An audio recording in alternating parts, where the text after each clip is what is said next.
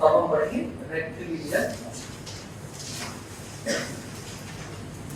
तो actually we are now going to start kinematics, और इसमें ये 3 चैप्टर आते हैं।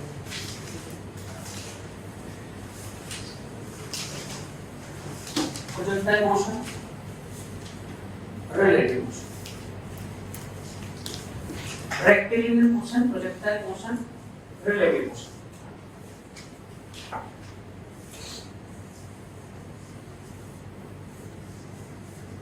रेक्टिलिनियर मोशन को ये भी बोलते हैं motion in one dimension, motion in one dimension, और it is also called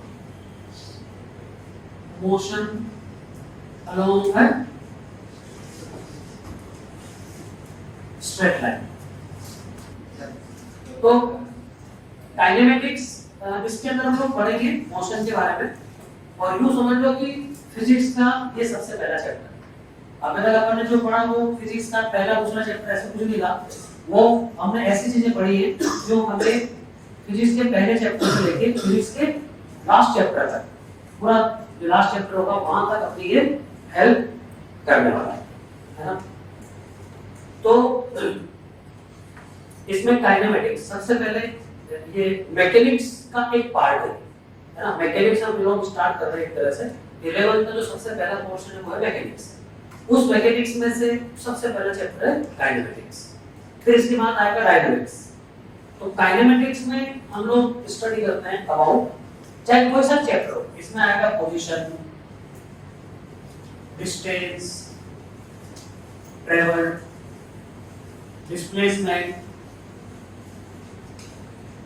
velocity, speed, acceleration,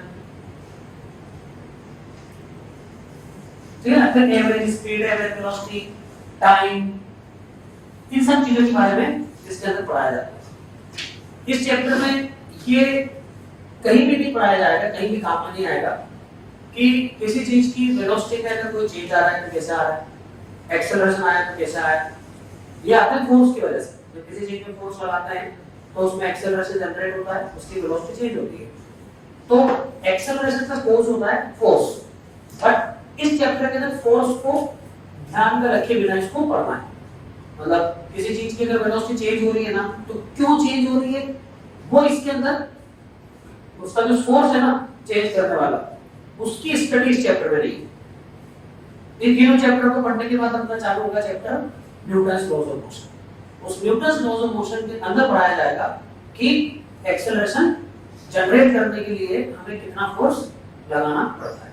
force वाले चैप्टर में फोर्स वाले चैप्टर के बाद में जितने भी चैप्टर आएंगे वो सारे चैप्टर के अंदर फोर्स का इंपॉर्टेंस रहेगा, कैलकुलेशंस में फोर्स भी शामिल होगा और फोर्स के सवाल होंगे। तो काइनेमेटिक्स और डायनामिक्स में फर्क यही है कि काइनेमेटिक्स में हम उन चीजों के बारे में पढ़ते हैं जिसके कैलकुलेशन के लिए हमें फोर्स की रिक्वायरमेंट नहीं होती। उस चीज को प्रोड्यूस करने के लिए फोर्स चाहिए, एक्सेलरेशन प्रोड्यूस करने के लिए फोर्स चाहिए, पर कैलकुलेशंस के लिए हमें फोर्स की वैल्यू की या उसके डायरेक्शन की जरूरत नहीं होती। So it is the study of that part of mechanics in which we study those quantities which do not require the knowledge of the force, and in dynamics we will require the knowledge of force। ये तो एक difference है इनके अंदर kinematics और dynamics में। और इसमें पूरा डायनामिक्स में भी मोशन इन्वॉल्व होती है और यहाँ पर भी मोशन इन्वॉल्व होती है। तो सबसे पहले हम यहाँ से स्टार्ट करेंगे कि मोशन का क्या मीनिंग है, क्योंकि इसमें सबसे यही rectilinear motion, projectile motion, relative motion. Rectilinear का तो मैंने मतलब बता दिया, motion in one dimension, motion along straight line. One dimension, two dimension, three dimension मतलब ये होता है कि अगर किसी चीज की मोशन एक्स एक्सिस के अलोंग हो रही है तो हम कहेंगे यार ये वन डायमेंशन। किसी चीज की मोशन वाई एक्सिस के अलोंग हो रही है तो हम कहेंगे ये वन डायमेंशन। किसी की मोशन केवल जेड एक्सिस के अलोंग हो रही है, ओनली सेट, तो वन डायमेंशन। किसी पार्टिकल की मोशन, सवाल में कह रहा है कि particle is moving in a straight line, ना वो कह रहा है कि एक्स एक्सिस के अलोंग जा रहा है, ना वो कह रहा है कि वाई के अलोंग जा रहा है, ना वो कह रहा है कि जेड के अलोंग जा रहा है, स्ट्रेट लाइन के अलोंग जा रहा है। तो फिर हम क्या करेंगे, उस स्ट्रेट लाइन को ही एक्स एक्सिस ना चले कि माना कि ये वो एक्स एक्सिस है तो उस केस में भी उसको भी हम वन डायमेंशन मोशन कहते हैं। यानी किसी चीज का जो कोऑर्डिनेट है केवल एक कोऑर्डिनेट चेंज हो रहा है उसका, बस केवल x चेंज हो रहा है या केवल y चेंज हो रहा है या वो स्ट्रेट लाइन के अलॉन्ग चल रहा है तो कहेंगे motion in one dimension. Two dimension में ये होगा कि उसका x कोऑर्डिनेट भी चेंज हो रहा है, उसका y कोऑर्डिनेट भी चेंज हो रहा है, ये मोशन इन प्लेन आ जाएगा, प्लेन होगी मोशन। फिर थ्री डायमेंशन भी पढ़ेंगे तो उसके अंदर तो सबसे पहले हम मोशन के बारे में डिस्कस करेंगे और जब मैं मोशन के बारे में पढ़ाना होगा ना तब मैं वन डायमेंशन टू डायमेंशन के बारे में बात नहीं करूंगा, मोशन को इन जनरल डिस्क्राइब करूंगा कि इन जनरल मोशन का मीनिंग क्या है। तो 5-10 मिनट अपन स्पेंड करेंगे मोशन पे और उससे रिलेटेड जो भी कुछ डेफिनेशंस हैं पैरामीटर्स हैं उन पे। तो firstly we will spend some time on discussion of various parameters related to these three chapters collectively। फिर अपन उसको तोड़ेंगे टुकड़ों में कि देखो अब वन डायमेंशन स्टार्ट होता है। तो इन जनरल पहले हम मोशन के बारे में बात करेंगे।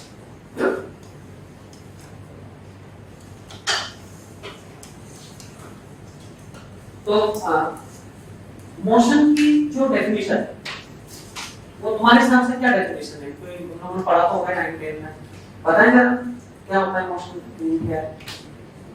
मान लो डेफिनेशन इतनी बड़ी अपने को नहीं है, स्कूल वालों ने पूछी तो जहाँ पे डेफिनेशन का नाम आता है तो वो स्कूल का एग्जाम में आता है। बोलो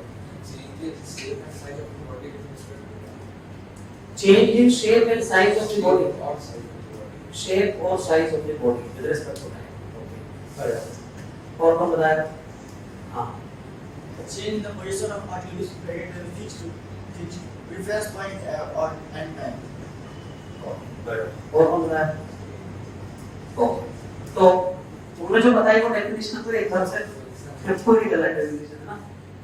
इसने सही बताइए कि अगर कोई पार्टिकल है, कोई बॉडी है ना, उसकी पोजीशन टाइम के साथ अगर चेंज हो रही है तो हम कहेंगे कि वो it is in motion, position उसकी बदल रही है। तो लिख लो definition, if position of a particle, if position of a particle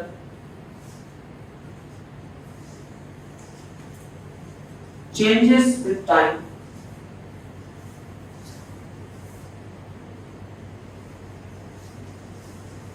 with respect to some reference point,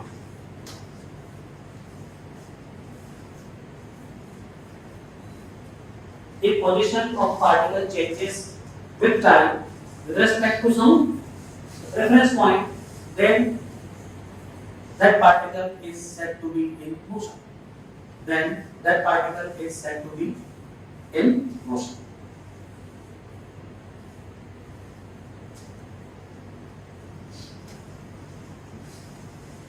तो फिर देखो सिंपल डेफिनेशन, उस पार्टिकल की जो पोजीशन है ना वो पोजीशन टाइम के साथ बदल रही है तो हम कहेंगे कि उस पार्टिकल में मोशन है, इट इज ए मोशन।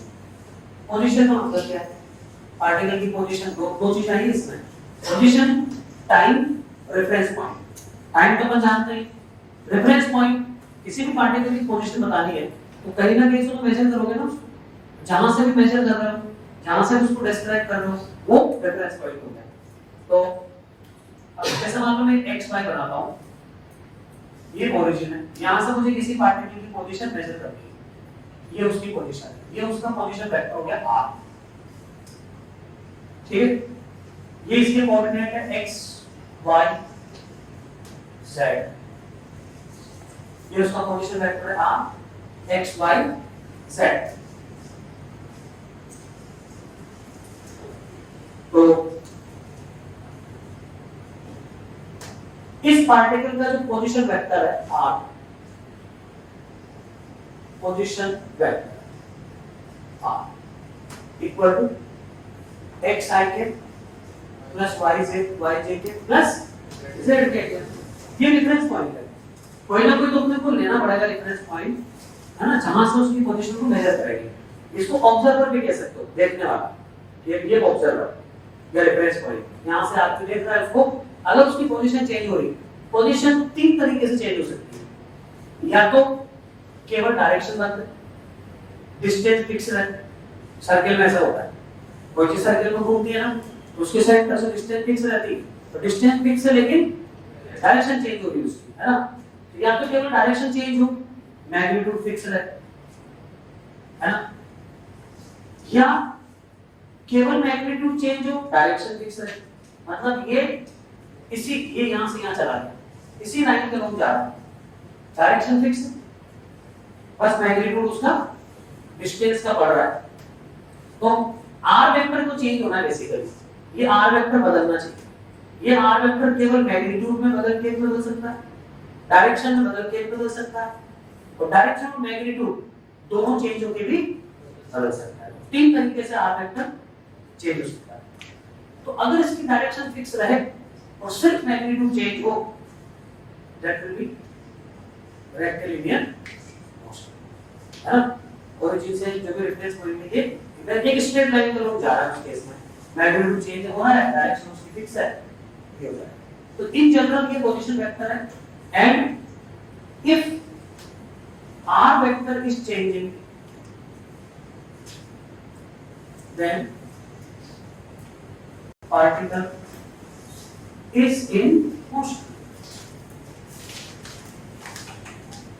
इसमें ये जो तीन वेक्टर्स होते हैं, तीन कोऑर्डिनेट x y z, अकेला ये भी चेंज हो सकता है, वो दोनों कांस्टेंट हो सकते हैं, ये दोनों चेंज हो सकते हैं, वो कांस्टेंट हो सकता है, there can be any combination, है ना। अब वेलोसिटी, ये तो हो गया पोजीशन वेक्टर, वेलोसिटी किसको है, तो जैसे मैंने पहले ऑलरेडी इंटीग्रेशन डिफरेंशिएशन पढ़ते समय बताया था, average velocity, instantaneous velocity, displacement, मैं एक-एक चीज उनको डिफाइन करके बताता हूं। सबसे पहले I said in the beginning that we will be defining all these parameters not for this motion or this motion, we will define these things in general, उसके तोड़ेंगे करके, देखो वन डायमेंशन ये होगा, इसलिए होगा। तो डिस्प्लेसमेंट,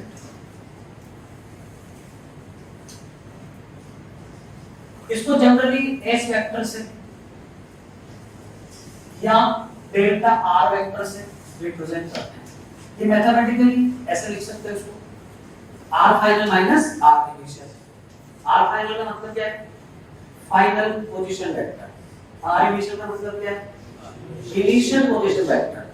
वर्ड्स में अगर इसको लिखेंगे तो क्या है, डिस्प्लेसमेंट का मतलब vector joining the initial point two final point, initial point two final point, या इनिशियल पोजीशन भी लिख सकते हैं, इनिशियल पॉइंट या इनिशियल पोजीशन, इसकी जगह पे पोजीशन भी लिख सकते हैं। अगर एक पार्टिकल इस तरह से मूव कर रहा है तो डेफिनेटली कहीं ना कहीं से वो स्टार्ट हुआ होगा, कहीं ना कहीं उसका एंड हुआ होगा, या भले एंड नहीं हुआ तो बीच में किसी टाइम बात करेंगे। तो स्टार्टिंग पोजीशन से एंड पोजीशन को जोड़ने वाला जो वेक्टर होता है उसको हम ये कहेंगे, इसको ये भी कह सकते हैं स्ट्रेट लाइन,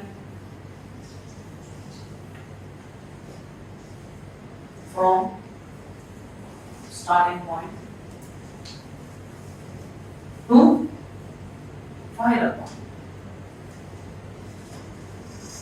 ये उसका डिस्प्लेसमेंट है। स्टार्टिंग पॉइंट से फाइनल पॉइंट को जोड़ना है स्ट्रेट लाइन है, वो उसके डिस्प्लेसमेंट को रिप्रेजेंट करेगा। जैसे मैं फिर से डायग्राम बनाता हूँ, ये मैं कई बार बताऊंगा इस तरह के डायग्राम।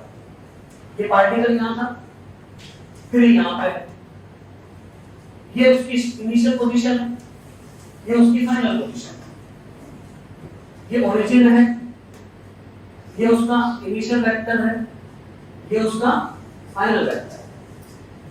ओरिजिन के रिस्पेक्ट में इनिशियल वेक्टर, ओरिजिन के रिस्पेक्ट में फाइनल वेक्टर, इनके कोऑर्डिनेट भी हो सकते हैं, है ना। डिस्प्लेसमेंट क्या होता है,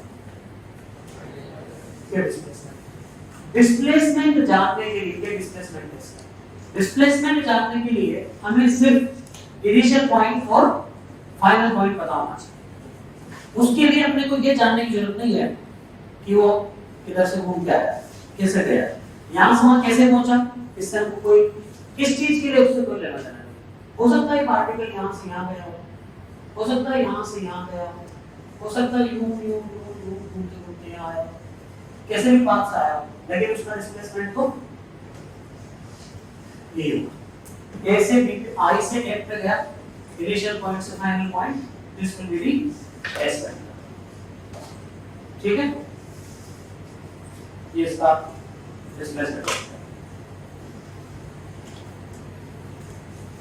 ठीक है ना, निकालने का तरीका ये है, अगर इसके कोऑर्डिनेट मालूम है अपने को तो मैं लिख देता हूँ इसका answer delta vector R X minus R I, तो डिस्प्लेसमेंट वेक्टर उसमें आ जाएगा, डिस्प्लेसमेंट वेक्टर बराबर I F vector, this is x final minus x initial i के plus y final minus y initial j के plus z final minus z initial k।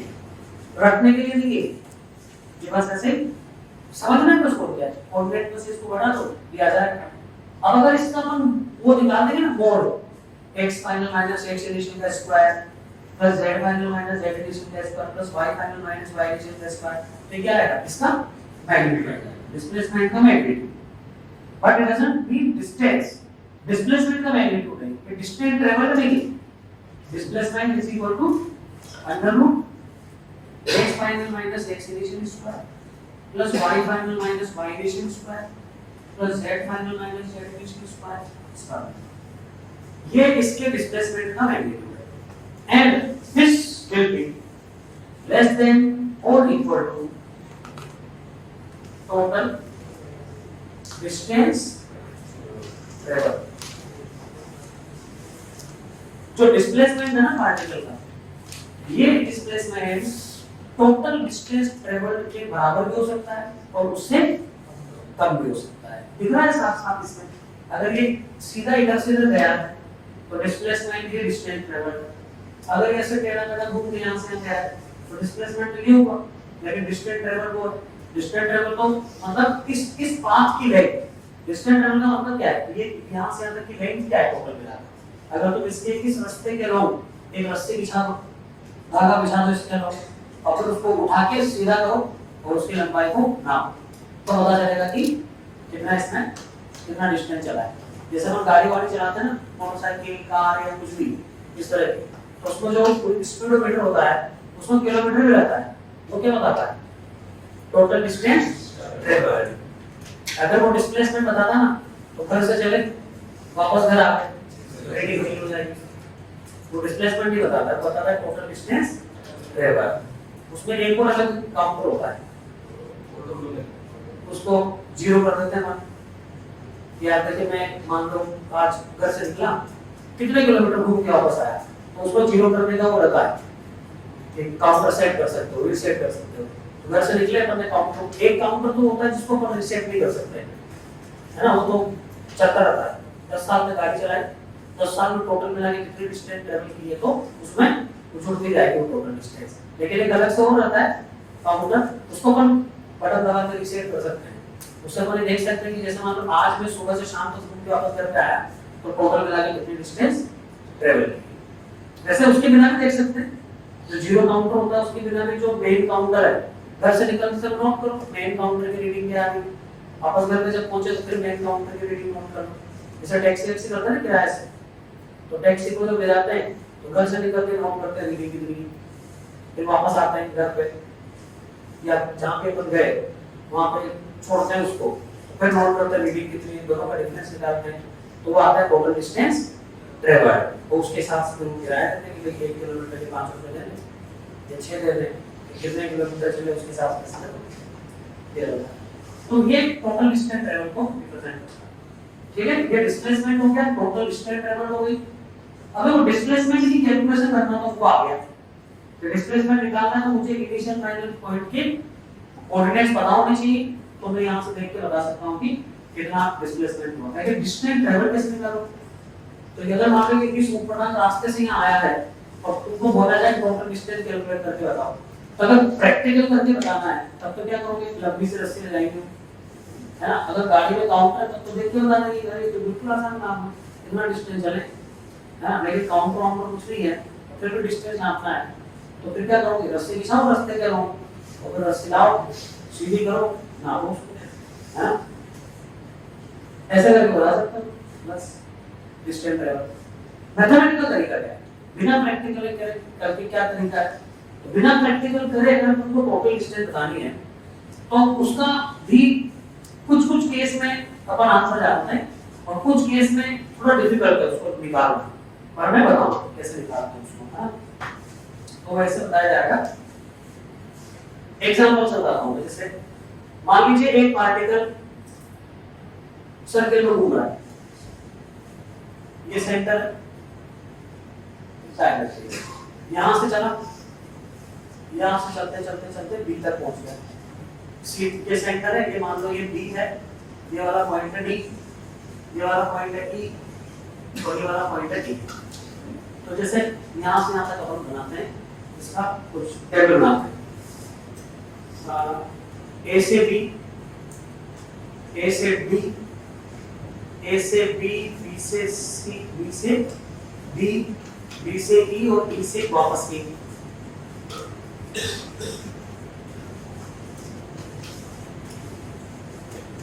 बहुत simple चीज है, कोई बहुत खास मुश्किल नहीं है। डिस्प्लेसमेंट का magnitude and distance travel, generally distance travel को केवल एस लिख देते हैं बस, डिस्टेंस ट्रेवल है ना।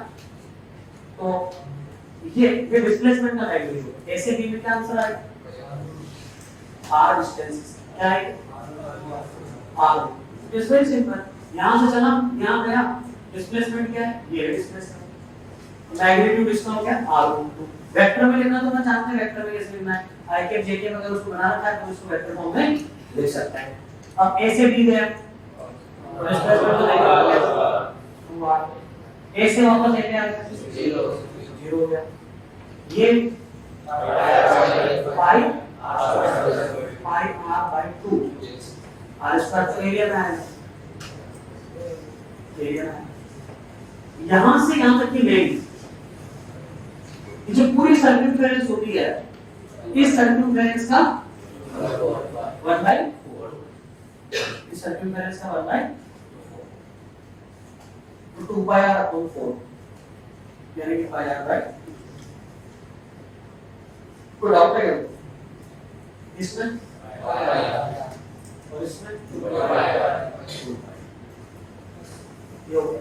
अब इसके साथ साथ में इसमें एक चीज और बताता हूं, तो वो भी डिफाइन हो जाएगा इसमें। एवरेज वेलोसिटी का मैग्नीट्यूड, एवरेज स्पीड, यहां डिफाइन करूंगा, यहां पर आंसर लिखूंगा। एवरेज वेलोसिटी होती है total displacement upon total time, total displacement upon total time. तो एवरेज वेलोसिटी इसमें क्या होगी, average velocity r12 divided by time from a से b, पता नहीं कितना टाइम जो भी लगा हुआ है यहां पे, तो r upon time from a से b, यहां पे टाइम पता होने की जरूरत नहीं, चाहे कितने घंटे में आया हो, average velocity according to definition. Average speed πr/2 upon a से b, 2r πr अपॉन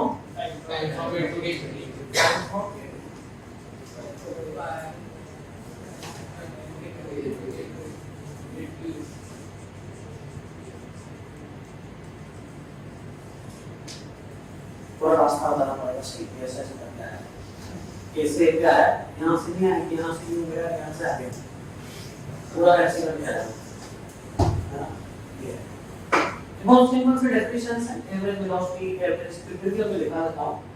तो एवरेज वेलोसिटी को ऐसे लिखा जाता है, एवरेज वेलोसिटी, वेलोसिटी वेक्टर क्या है, एवरेज लगाने के लिए ये कर दो, क्या आएगा, टोटल डिस्प्लेसमेंट अपॉन, है ना, टाइम इंटरवल, इसको मैं वर्ड्स में लिख देता हूं, total displacement upon total time taken, किसके लिए, उस डिस्प्लेसमेंट के लिए, total time taken for that displacement, उस डिस्प्लेसमेंट के लिए कितना टाइम लगा वो आएगा average velocity then average acceleration.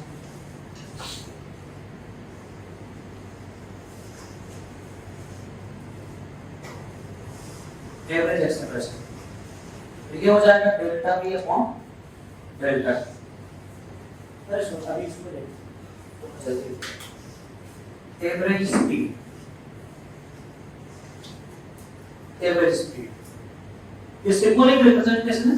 Words में लिखेंगे तो एवरेज लिखेंगे फिर स्पीड लिखेंगे equal to total distance travel, total distance travel divided by total time taken, total time taken for that distance, total distance or total time taken for that distance, total distance or total time taken for that distance. So इसमें केवल पीनी का जैसे distance में ऐसे करते हैं। हाँ ये दोनों हटा के नहीं वो भी आपने स्पीड पूरा लिखा है ना ये हाँ एवरेज भी लिख सकते हो ना, एवरेज बस बिना वेक्टर के बोल ही सकते हैं एवरेज v बराबर एवरेज स्पीड।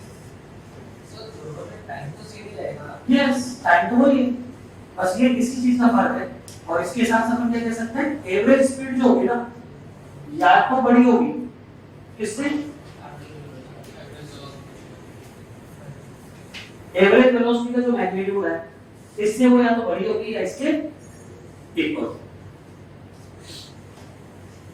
ठीक है, average speed is either greater than or equal to modulus of average velocity.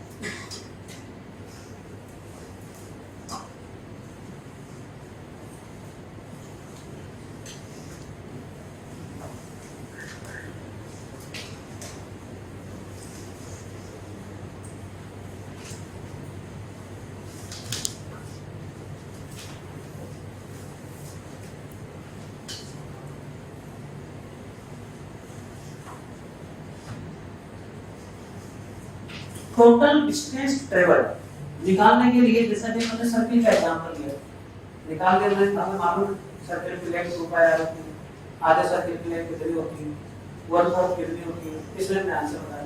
Circle के अलावा अगर कोई गोल कर्व आ जाए सीधी लाइन पे भी बता सकते हैं कि कोई स्ट्रेट लाइन में जा रहा है उसका भी कुछ कोऑर्डिनेट डायरेक्ट हम निकाल देंगे, है ना। सीधी लाइन में क्या डिस्प्लेसमेंट की एक तरह से डिस्टेंस होगा। अगर मुड़ के आएगा एक पार्टिकल मान लो सीधा सीधा जा रहा है x बराबर 1 से x बराबर 5 तक गया, कितना डिस्टेंस ट्रेवल किया 4, distance travel is 4, displacement is 4।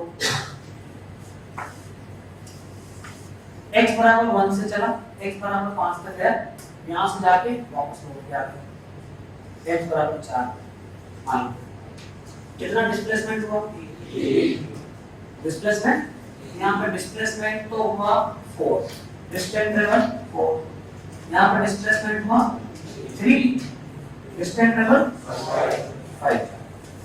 4 पे तक चला और एक इधर आया। जब भी कोई चीज लौट के वापस आएगी ना तो डिस्टेंस ट्रेवल ज्यादा होगा। जब भी कोई पार्टिकल चलता जा रहा है सीधा सीधा एक ही लाइन में बिना मुड़े तो डिस्प्लेसमेंट का जो मैग्नीट्यूड है वो डिस्टेंस ट्रेवल के बराबर है। लौट के आएगा तो डिस्टेंस ट्रेवल की वैल्यू ज्यादा होगी डिस्प्लेसमेंट की। हाँ ये तो बहुत सीधे वाले केस हो गए, सर्किल का भी हो गया, ये भी हो गया। अगर कुछ और हो तो कैसे निकालोगे डिस्टेंस ट्रेवल, कुछ भी और उतना चीज दे दी ये है और उसकी इक्वेशन दे दी हमने, फिर डिस्टेंस ट्रेवल पूछ रहा है ना। मैं लिखता हूं डिस्टेंस ट्रेवल अलोंग है कर्व पाथ। मान लीजिए अपने को y as a function of x दे रखा है, एक पार्टिकल xy प्लेन में चल रहा है और उस xy प्लेन में चलते हुए अपने को उसका जो जिस रास्ते को जा रहा है उसको क्या बोलते हैं पाथ। किस पाथ पे पार्टिकल गया, ये x है ये y है और कुछ भी पार्टिकल ने कुछ पाथ बना रखा है तो किस पाथ पे जा रहा है पाथ, और इसको बोलते हैं equation of path, equation of curve बोल सकते हो, इक्वेशन ऑफ पाथ बोल सकते हो कि पार्टिकल इस इक्वेशन से बनने वाले कर्व पे जाएगा इस इक्वेशन से बनने वाले रास्ते पे जाए। Equation of the path, equation of the curve, ये y as a function of x। अब ये इक्वेशन अगर अपने को दे रखी है, हमें बताना है टोटल डिस्टेंस कितनी चला। How to do that? अब मैं इसका छोटा सा डेरिवेशन कर लूंगा। इसमें जैसे मान लीजिए यहां से यहां गया, यहां से यहां, अगर मैं यहां से लेके यहां तक की बात करता हूं तो डिस्टेंस अलग है, डिस्प्लेसमेंट अलग है। लेकिन यहां से यहां तक की बात करता हूं तो देखो उसके अंदर क्या डिस्टेंस ट्रेवल वही है जो डिस्प्लेसमेंट का मैग्नीट्यूड है, जरा सा भी तो वही है ना। इस पॉइंट के कोऑर्डिनेट है मान लो x, y और इस पॉइंट के कोऑर्डिनेट है x + dx, y + dy। तुम देख सकते हो यहाँ पे इस पॉइंट के कोऑर्डिनेट और इस पॉइंट के कोऑर्डिनेट, अगर मैं जरा सा यहाँ वाले वहां वाले को कोऑर्डिनेट में dx dy का अंतर मान लेना तो ये जो यहाँ से अंदर का डिस्प्लेसमेंट दिख रहा है वही डिस्टेंस, और डिस्प्लेसमेंट अपने को निकालना आता है x2 - x1 का होल स्क्वायर + y2 - y1 का होल स्क्वायर। तो ये जो जरा सी डिस्टेंस चला, small distance travelled dx = √of x2 - x1 का स्क्वायर। क्या हुआ है? dx का स्क्वायर y2 - y1 का स्क्वायर dy का, ये हो गया डिस्टेंस। इसको और ज्यादा अगर इसको माइक्रोस्कोप लगा के मैग्नीफाई करके देखें हम इसको, तो ये जो जरा सा डिस्टेंस दिख रही है ना, ये ऐसे दिखेगी। थोड़ा सा यूं करके ऐसे छोटा सा एकदम नेग्लिजिबल डिफरेंस में आ रहा है एकदम माइक्रोस्कोप लगा के। चलो मतलब ये ऑलमोस्ट कोइंसाइड करने वाला था। ये x है, ये y, ये x + dx, y + dy। तो इसमें ये जो चीज है ना, ये हो गया dx और ये हो गया यहां से यहां तक का जो x का डिफरेंस वो dx, यहां से यहां तक इसके y में जो डिफरेंस है dy, तो ये डिस्टेंस dy में ये डिस्टेंस dx हो, है ना। ये पाइथागोरस का वैल्यू है। पाइथागोरस का तो फॉर्मूला होता है x2 - x1 का स्क्वायर + y2 - y, क्या पाइथागोरस की एक तरह से, ठीक है ना। तो ये डिस्टेंस का स्क्वायर बराबर dx² + dy², तो वो डिस्टेंस क्या होगी? समझ आ गया डिस्टेंस। अब तुमको पूरी डिस्टेंस चाहिए, यहां से लेके यहां तक चाहिए, क्या करोगे? सारे छोटे-छोटे डिस्टेंस से जोड़ दो, और जोड़ने का मतलब क्या है? इंटीग्रेट करना। तो सारी इस तरह की डिस्टेंस को जोड़नी है तो टोटल डिस्टेंस ट्रेवल आ जाएगा। Total distance travel s is nothing but integral of ds, which is integral of dx² + dy²। बार-बार ब्रैकेट में लगाना है ना, तो इसका मतलब है d of x², वो नहीं, ये dx² लिख रहा हूं तो पूरे dx का ही होल स्क्वायर, ये समझ में रखना है। अब इसका इंटीग्रेशन करना है। अब कैसे करूंगा इसका इंटीग्रेशन? अब इसमें से dx बाहर निकालेंगे, क्या बन जाएगा? this is equal to integral of dx बाहर निकालना, अंडर रूट के अंदर 1 + dy by dx का होल स्क्वायर इनटू ये बाहर निकालेंगे, ये पूरा अलग है dx। यहाँ तुम्हारे पास y था एज फंक्शन ऑफ x, वहां से dy by dx लाओगे, जो भी आएगा, मान लो ये x² है तो dy by dx कितना है? 2x। यहाँ लाके 2x, इसकी जगह 2x, ये x का फंक्शन है, इसको इंटीग्रेट करना हम जानते हैं। समझ में आ गया? हालांकि ये जो मैं पढ़ा रहा हूँ ना, हमको इंटीग्रेट करने की जरूरत बहुत रेयरली पड़ेगी, ये बता रहा हूं। अपने को आना चाहिए निकालना, मुझे ये करनी है बहुत रेयरली, मतलब 2 साल में हो सकता है 2 सवाल तुम्हारे ऐसे आ जाए जिसमें कैलकुलेट करना है। लेकिन अगर आपको आता है ना तो कॉन्फिडेंस रहता है, या मुझे आता है तो पूछे ही नहीं पूछा रहता। This is how the distance will be calculated. अब अगर ये तो चलो 2 डायमेंशन में ना, मान लो 3 डायमेंशन में हो तो अगर 3 डायमेंशन में कोई कर्व होगा तो कैसे लिखा उसमें आ जाएगा if motion is in 3 dimension, मतलब एक पार्टिकल इस तरह से जा रहा है, x में भी जा रहा है, y में भी जा रहा है, z भी चेंज हो रहा है, सब चेंज हो रहा है, तो उसमें होगा total distance travel equal to integral of dx square plus so simple. इसके जो कोऑर्डिनेट x y z, उसके coordinate x plus dx plus x plus dx, y plus dx, z plus dz, इस तरह से उसके कोऑर्डिनेट होंगे, ठीक है। तो या किसमें से dx बाहर निकालना, अंडर रूट में क्या है 1 plus dy by dx का whole square plus dz by dx। अब आंसर निकालने के लिए क्या पता होना चाहिए, you should know y as a function of x, आपको y और x में रिलेशन पता होना चाहिए, we should know z as a function of x। तो y और x में जो रिलेशन दे रखा होगा उससे ये ले आएंगे, z और x में जो रिलेशन है उससे ये ले आएंगे, इस पूरी चीज को इंटीग्रेट कर देंगे, x की लिमिट लगा देंगे, मान लीजिए x बराबर ये 1 है, x बराबर 3 है, तो जो भी x बराबर x इनिशियल है से x equal to x final, ये लिमिट लग जाएगी, तो जब वो यहां से वहां तक गया तो टोटल डिस्टेंस आ जाएगा। तो this is how you can find the total distance.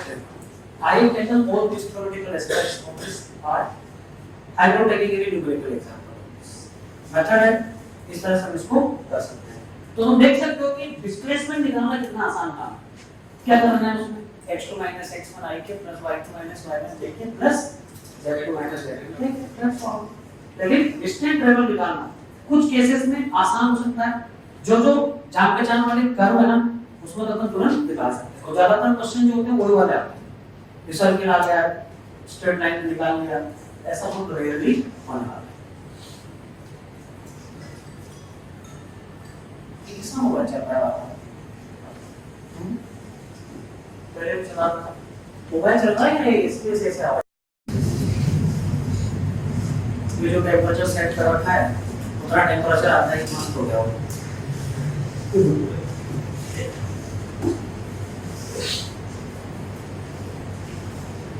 तो डिस्टेंस ट्रेवल हो गया, एवरेज वेलोसिटी हो गया, एवरेज स्पीड हो गया, है ना। एक्सेलरेशन के बारे में बात करेंगे, लेकिन उसके पहले हम इंस्टेंटेनियस वेलोसिटी, इंस्टेंटेनियस स्पीड के बारे में दोबारा बात करेंगे, क्योंकि एक बार पहले हम पढ़ चुके हैं।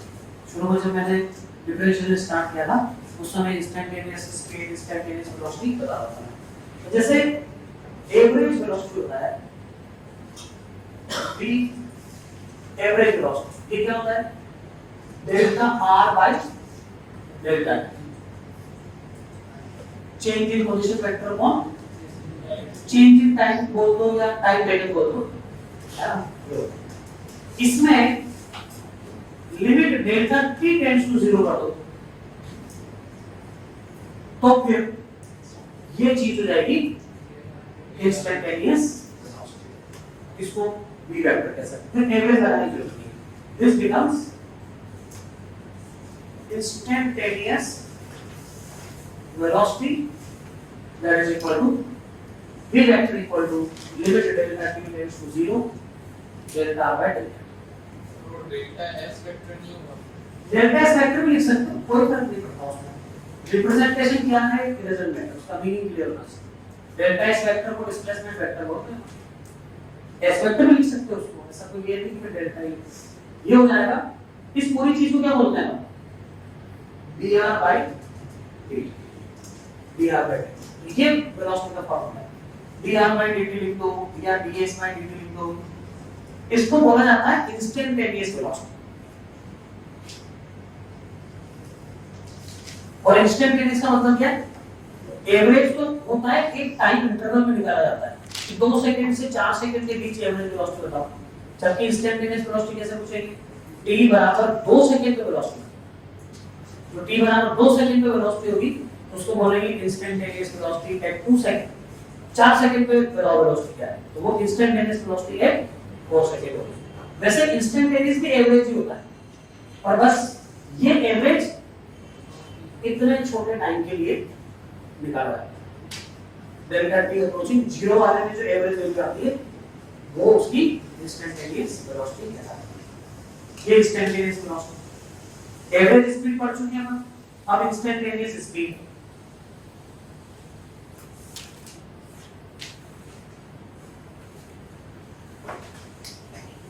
इंस्टेंटेनियस स्पीड तो ये होगा। और इसमें limit delta T tends to 0,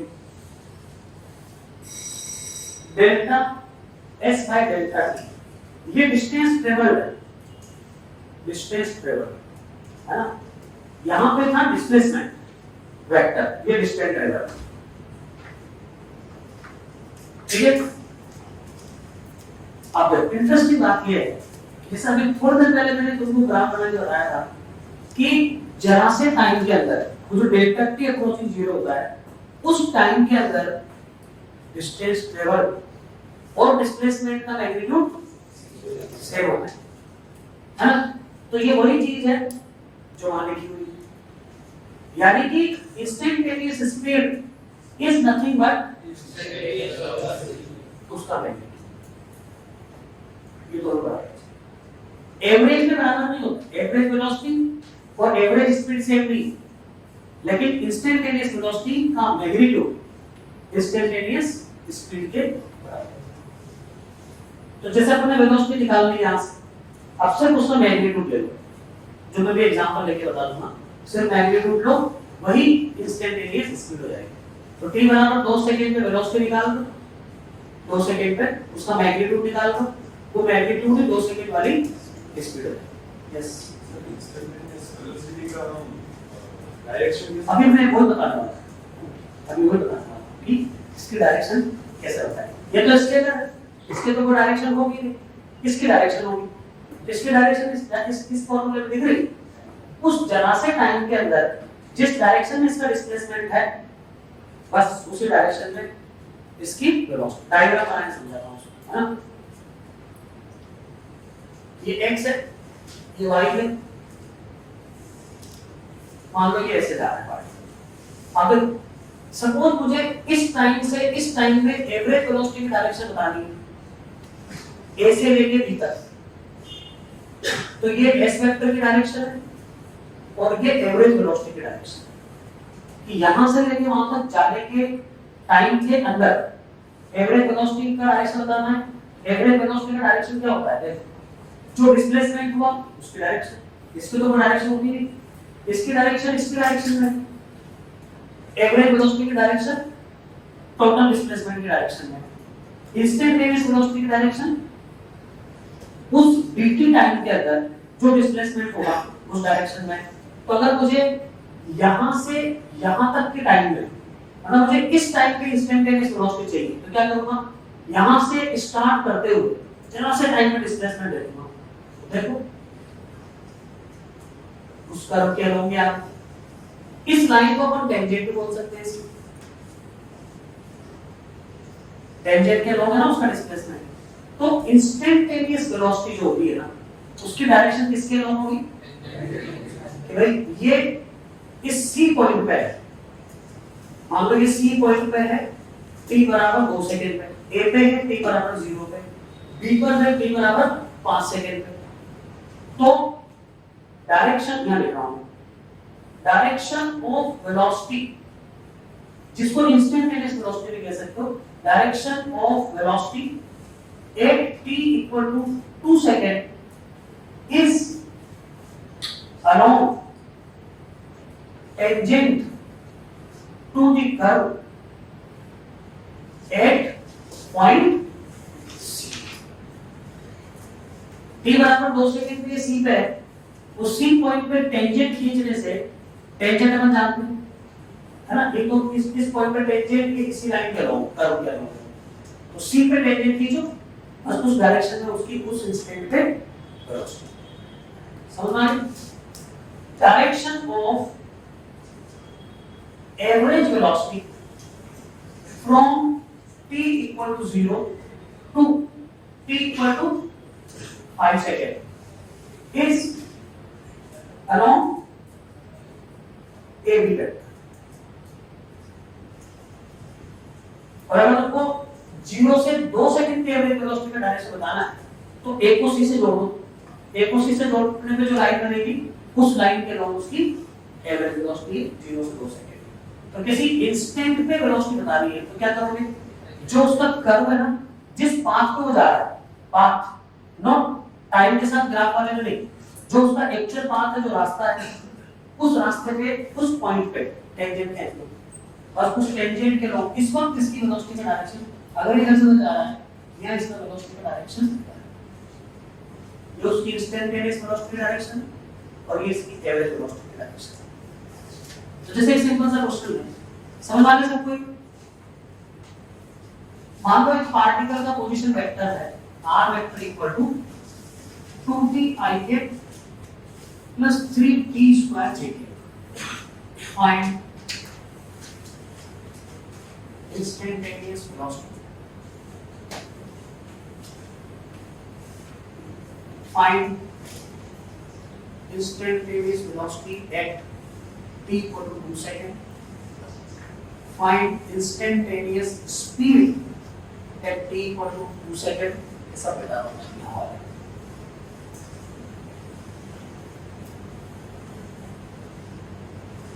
Fourth, find average velocity if t equal to 0 से t equal to 2 seconds। Solution। First part, b vector बराबर dr by dt। अब इस सवाल के थ्रू मैं तुमको ये भी सिखा रहा हूँ कि बड़ी कॉम्प्लिकेटेड वेक्टर इक्वेशन हो उसको डिफरेंशिएट कैसे करना है। इट इज वेरी सिंपल, हर एक चीज को डिफरेंशिएट करते चलो। तो dr by dt करना है मुझे, तो इसमें ये कांस्टेंट है, i के पूरी वेरिएबल, ये कांस्टेंट है, केवल ये वेरिएबल है। t का डिफरेंशिएशन क्या होता है? t के रेस्पेक्ट क्या बचा? 2i के, इसका 2t आएगा 6t, ये इसकी इंस्टेंटेनियस वेलोसिटी। दूसरा पार्ट था 2 सेकंड पे वेलोसिटी बताओ, क्या करोगे? इसमें 2 डाल देंगे plus velocity at t equal to 2 seconds is equal to 2ik plus 12 jk। Third क्या पूछा था? 2 सेकंड में इंस्टेंटेनियस स्पीड कैसे निकालोगे? v बराबर v का होगा 2 सेकंड में स्पीड वो होगी जो 2 सेकंड में वेलोसिटी का मैग्नीट्यूड है, यानी कि under root 2 square plus 12 square, 2 बाहर आ जाएगा 1 प्लस 6 का स्क्वायर 237 units metre per second centimetre per second depending upon उसकी यूनिट क्या चल रही है। फोर्थ पार्ट एवरेज वेलोसिटी 0 से 2 सेकंड में तो कैसे आएगी? पहले डिस्प्लेसमेंट निकालना पड़ेगा। 2 सेकंड में डिस्प्लेसमेंट एफ वेक्टर बराबर ये डिस्प्लेसमेंट वेक्टर, अब चाहे डेल्टा लगाओ या मत लगाओ, डिस्प्लेसमेंट है इसका नाम, r at 2 minus r at 0।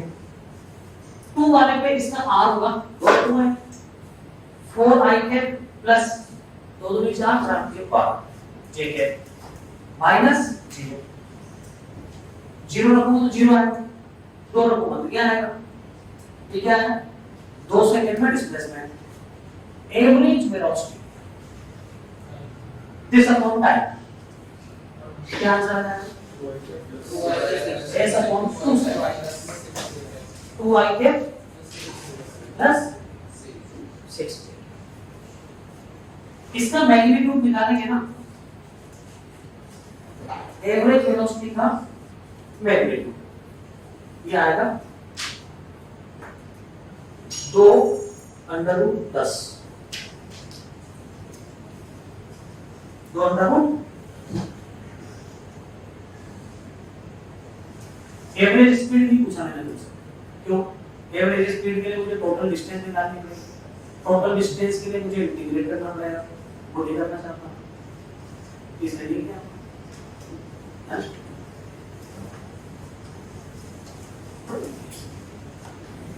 ठीक है। So whatever real study far in the last I think half an hour is a general idea about the various formulae used in this chapter. Displacement, average velocity, average speed, instantaneous velocity, instantaneous speed. ये तुमने पढ़ा in general.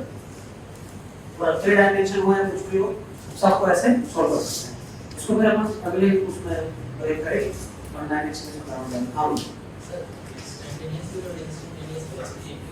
नहीं instantaneous velocity की direction होती है, instantaneous speed की direction नहीं होती.